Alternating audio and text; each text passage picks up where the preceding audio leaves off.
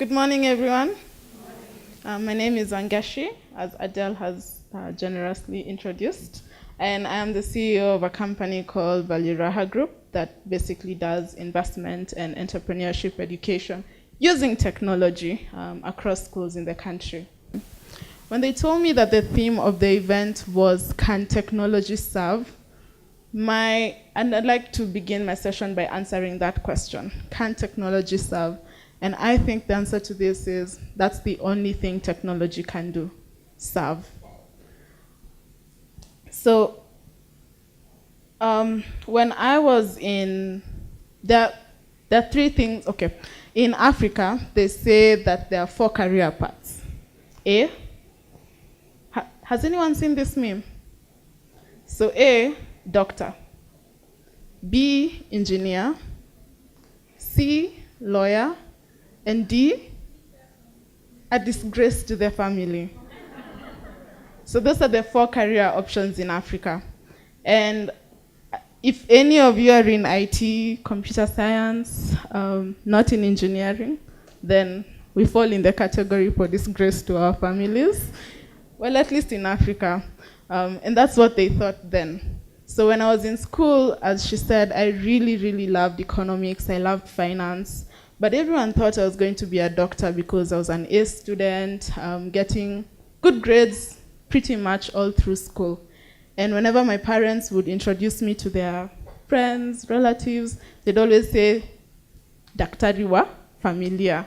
For those who don't speak English, for those who don't speak Swahili, that means the doctor of the family. And so when I was 18 and did my KCSE and got really good grades, they expected me to go to do medicine at the University of Nairobi, but I refused to do medicine. And I said I would instead pursue business and information technology because I wanted to combine finance and tech. And do you know what they said?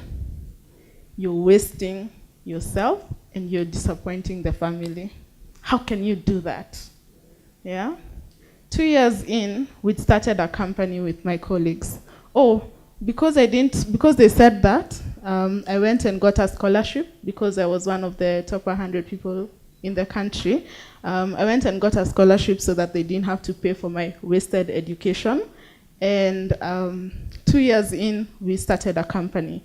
And this company was basically replicating the financial markets and then transferring giving our users, the platform users, fake money, virtual money, and telling them, go invest in shares, go invest in bonds, T-bills, and figure out how that works. And we went beyond just building a platform. As you will learn, technology is not about building a website or building an app. It's about solving a problem. And sometimes you'll need to do more than create a mobile app. You'll need to do more than create a website in order to do whatever it is you want to do. So there are a few lessons that I've learned along the journey. And the first lesson is why matters most. Why matters most. So there are many reasons why people do things. But in order to create good products or to really serve the community well, whatever you're doing must resonate with you. Because it's a ridiculously difficult path. I don't know, how many of you here have built, say, a mobile app? A functional, was it an easy process? It wasn't. You'll get bugs that you won't know how to fix, you won't know where they're coming from. It's a difficult thing. But if your why is strong enough, you'll be able to persevere through all those challenges. For us, when we built the company initially, we expected that our first customers would pay us a lot of money and we'd never have to, we were supposed to be millionaires by the end of that year when we were 20. But things didn't quite work out that way. Our first big customer took about 6-7 months to get on board and pay us. And in those 6 months, we were still incurring costs, we were still building. So we were not millionaires before the end of the year, but we had built a product and we had taken it to market. For me, my why is to bring economic empowerment And the reason why I'm so intent on economic empowerment is because I've seen what lack of economic empowerment means. Yeah, and this is because I've grown up in a family where, okay, our basic needs were catered for, but I've watched my parents struggle through a lot of those things. And I've watched them fight over so many trivial things because of lack of economic empowerment. And I tend to think that a world full of people who are financially free is going to be a very happy world, because everyone gets to do what they love. No one fights, complains about money. Everyone is just happy. So that's the kind of world I'd want to build. And that's the reason I want to get people going into entrepreneurship, and I want to get people investing. So even if our first product was quote unquote crap, that didn't really stop us or stop me from believing in what we were doing. So the why matters most, because it's the thing that will get you to iterate, to re-strategize, to even when things don't work. Things will work greatly sometimes, and sometimes they won't. But if your why is strong enough, you'll be able to persevere through them. The second lesson I've learned along this journey is that the only way to learn is by doing. So you can take a book, you can read all the code, you can read finance, but the only way to learn is by doing. We didn't start actually making serious impact until the time we started saying, okay, let's get away from our virtual trading platform and let's start giving people 5,000, 10,000, 20,000 shillings and telling them to go invest.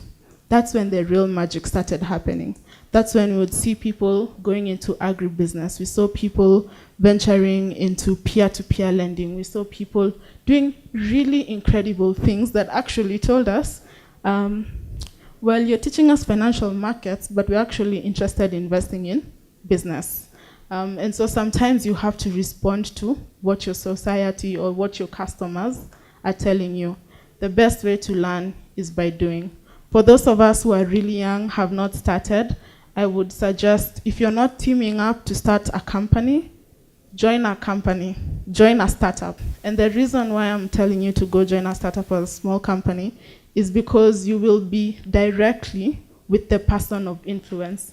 You'll be talking to the CEO, you'll be talking to the directors or the founders, and they'll be expecting a lot from you. And those things you'll probably not know how to do them at that age, but you will learn. You will fail, you will make mistakes, you will blunder, but you will learn, and they will be forgiving. And that dependency that they'll have on you will make you a much more responsible and a much more aggressive person. So volunteer, if you must, intern, do startups, work in small companies that are driving change or that have a strong vision, and help them to get to where they want. I volunteered with Akira Chicks for a very long time. As I said, I met them in high school. And in high school, we were running some project called ASMA. And we were building this website or platform that would get young people coming together and organizing themselves to go do community service activities. And the reason why we were doing this was, after being bubbled up in high school for 4 years, we felt like we were very out of touch with what was happening in the society. So we'd organize activities to go to hospitals, to go to children's home, elderly homes, to basically see what our actual world outside school looks like. And so that by the time we're going to university, we know what problems we're going to solve. So that education is not just for the sake of education. So when we were having this whole vision of what we want to do, none of us had ever built a website. I don't even think any of us were taking computer in school. But we were 12 girls, very ambitious, and Akira Chicks held a boot camp for us. And we learned. We learned how to use WordPress, we learned how to use various things, and we built our first website. And we were very shocked at what we did. Looking back, the website was not very nice, but it worked, and we were so proud of ourselves then. And we learned something, and that thing took us to the next level. And even as I was volunteering with Akira Chicks, I remember being given the task of organizing events. And I remember thinking, okay, I'm supposed to create a budget, talk to people, pitch for things. I've never done this, but okay, I'll do it. And I did it. And when we started our company, organizing events became a really simple thing to do because I'd done it before with AWTC16. So please, take every opportunity you can to learn, volunteer, grow your skills. And probably one of the most important things that I've learned is you have to develop a thick skin. So as women, we're told that we tend to be, sorry for the man, but as women, we're told that we tend to be very emotional around how we deal with things. And I never thought that I was. I always thought that, I'm a straight shooter, I don't mix things, But when you start working with people, and I encourage you to work with people a lot, you begin to learn so much about yourself. Develop a thick skin. Be able to separate between emotions and work. Be able to form strong, factual opinions because it's really important. The reason why sometimes our voices may not be heard as much is because they are considered to be full of feelings, which sometimes has no place in business.